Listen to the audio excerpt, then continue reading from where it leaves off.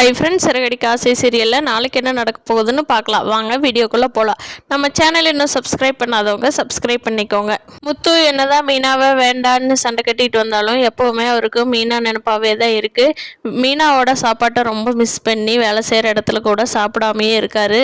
அது தெரிஞ்சுக்கிட்ட மீனா கார் ஷெட்டுக்கு கொண்டு வந்து வீட்டில் செஞ்சு சாப்பாட்டை கொடுத்துட்டு போயிடுறாங்க. முத்துவோட ஃப்ரெண்டெல்லாம் சமாதானப்படுத்தி சாப்பிட்ட வச்சுட்டாங்க.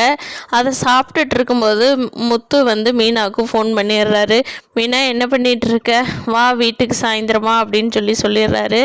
மீனாவும் சந்தோஷமாக அவங்க அம்மா கிட்ட போய் சொல்லிட்டு, பாத்தியாம்மா நான் சொன்னேன்ல, அவருக்கு கொஞ்சம் கோபம் அதிகம்தான், ஆனால் ரொம்ப நல்லவர், என்னை இன்னைக்கு கூப்பிட்டாருமா, நான் போயிட்டு வரேன் அப்படின்னு சொல்லிட்டு கிளம்பி போயிடுறாங்க. மீனா முத்துவோட வீட்டுக்கு. இங்கே சீதா அருணோட வீட்டுக்கு சந்தோஷமாக கிளம்பி போகிறாங்க. அருணோட அம்மா கண்டிப்பாக சீதாவை நல்லா பார்த்துக்குவாங்க, அதில் எந்த கருத்தும் இல்லை. மனோஜும் ரோஹிணியும் இப்போ தான் கொஞ்சம் சந்தோஷமாக இருக்க ஆரம்பிக்காங்க.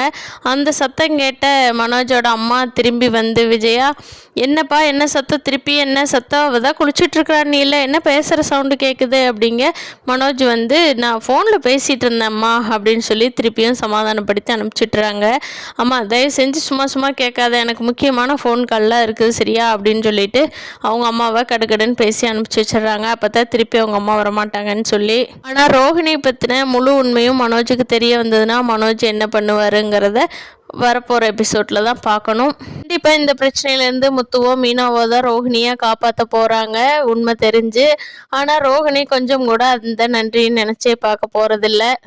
பார்க்கலாம் ஃப்ரெண்ட்ஸ், அடுத்த எபிசோடில் என்னென்ன சுவாரஸ்யமாக நடக்க போகுதுன்னு. இந்த வீடியோ பிடிச்சிருந்தா லைக் பண்ணிக்கோங்க. தேங்க்யூ.